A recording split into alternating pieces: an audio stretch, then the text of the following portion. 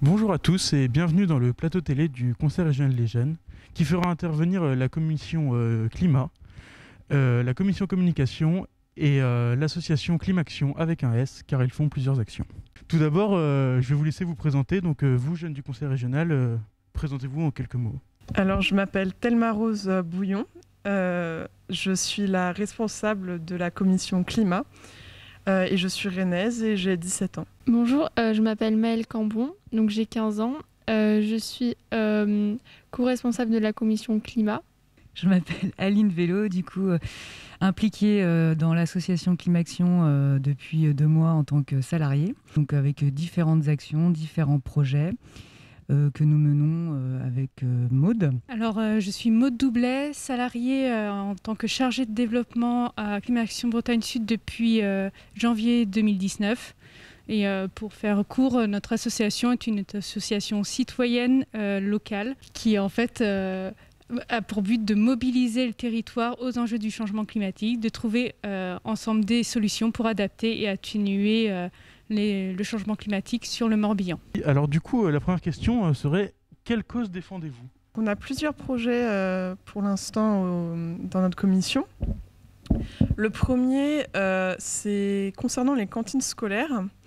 Donc on aimerait les améliorer et réduire le gaspillage au sein des cantines scolaires au maximum.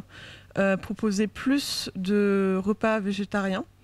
Parce que même si la loi indique qu'il faut au moins un repas végétarien dans toutes les cantines, c'est pas vraiment respecté. Et donc améliorer la qualité des repas, favoriser le local, le bio, essayer de travailler avec des agriculteurs bretons et réduire donc le gaspillage au niveau alimentaire, mais aussi au niveau des emballages, etc. Récemment, on a commencé un autre projet beaucoup plus secondaire. Ce serait une campagne d'information sur la pollution produite par l'industrie du textile qui, en fait, on pense que c'est une problématique qui nous concerne beaucoup plus nous, notre génération, que les générations au-dessus. Avec tout ce qui est le prêt-à-porter et qui se fait maintenant livrer. Et donc exposer, informer sur tous les mauvais côtés de cette industrie. Donc une deuxième partie de nos projets sont la sensibilisation et éduquer les lycéens et également les personnes travaillant à la région sur les causes et effets du réchauffement climatique. Du coup, nous aimerions développer des ateliers de fresques du climat. Donc c'est une association qui propose des ateliers qui durent environ 3 heures où ils nous apprennent de A à Z les conséquences et les causes.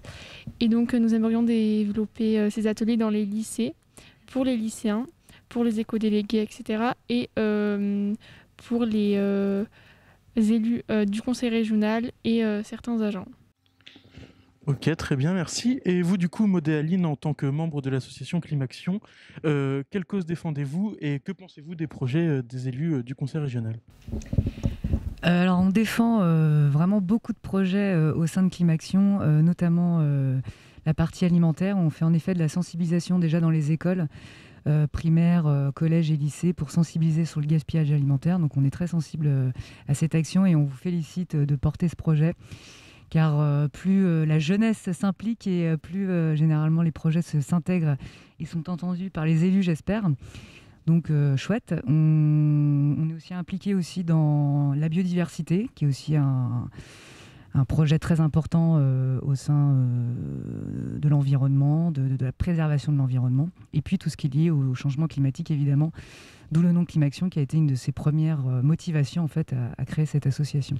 Il y a encore d'autres actions si tu as des choses à rajouter. Juste rajouter que dans l'association, un des grands objectifs, c'est de valoriser et de montrer ce que fait le territoire, toutes les actions positives pour inciter en fait tout le monde à d'une part consommer responsable, s'intégrer dans les associations, mais aussi de monter des projets de transition pour que finalement tout le territoire soit un maillage d'initiatives durables. Ok, très bien. Et vous, du coup, en tant qu'association, vous venez de Vannes, donc du coup le 56. Jusqu'où géographiquement vous allez?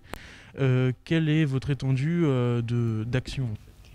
Alors la majorité de nos projets sont au niveau départemental, donc dans le Morbihan, mais il n'empêche que régulièrement on sort du département et notamment pour le partage d'expériences, pour aller sensibiliser, pour rencontrer des partenaires.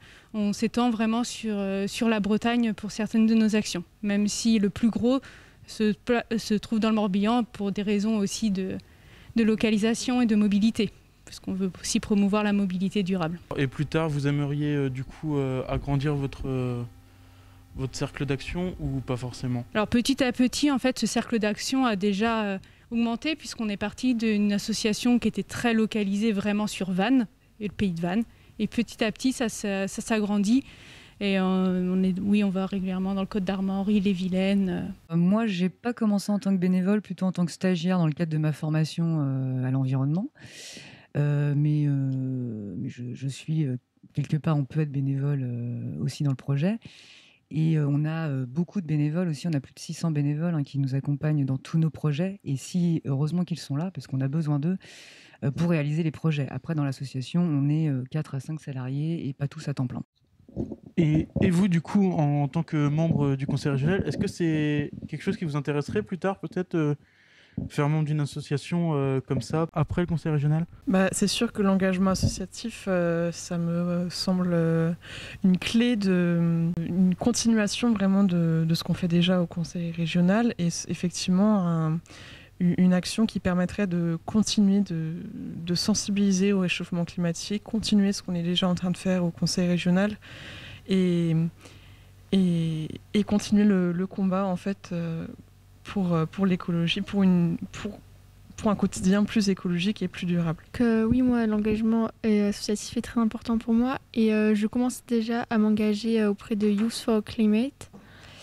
Et je compte continuer après le conseil régional des jeunes. Et notamment dans mon lycée, on organise un club écolo. Ici, nous sommes au conseil régional des jeunes. Comment les jeunes, les lycéens, du coup, peuvent-ils être acteurs de la lutte pour le climat?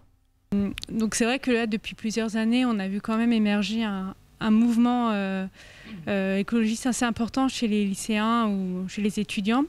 C'est quelque chose qui est vraiment important parce que finalement, vous êtes les citoyens de demain, et donc vous portez vraiment des questions qui tiennent à cœur bien plus que chez des personnes bien plus âgées.